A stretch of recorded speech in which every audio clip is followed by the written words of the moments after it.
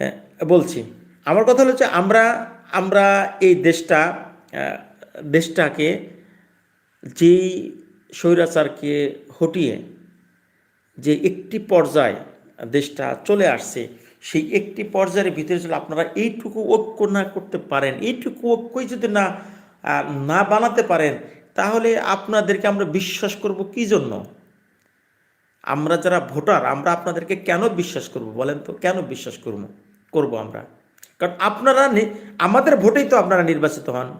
এখন আমি যখন ভোট দিব, তখন ভোট দেওয়ার সময় চিন্তা করব যে কি রে ভাই, তারা নিজেরা একটা ঐক্য হতে পারে না, নিজেদের মধ্যে মত ঠিক নাই, নিজেদের মধ্যে পাওয়ার নিয়ে টানাটানি, নিজেদের মধ্যেই এমপি নিয়ে টানাটানি। তাহলে আমার ভোট নিয়ে তুমি টানাটানি করতেছো, আর আমি ভোটার বোকার মধ্যে বসে রয়েছি।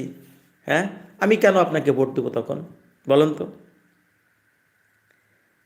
মানে এই প্রশ্নগুলো নিজের কাছে একটু আমি করতে চাচ্ছি যে আমরা তখনই মানে একজন মানুষকে ভোট দেবো তখন যে দেখবো যে না, তার মতের সাথে আদার যারা আছে তাদের সুন্দর একটা মিল আছে, মহব্বত আছে, ভালোবাসা আছে, ইত্যাদি ইত্যাদি ইত্যাদি। কারণ আমার ভোট নিয়ে আপনি মাস্তানি করতেছেন।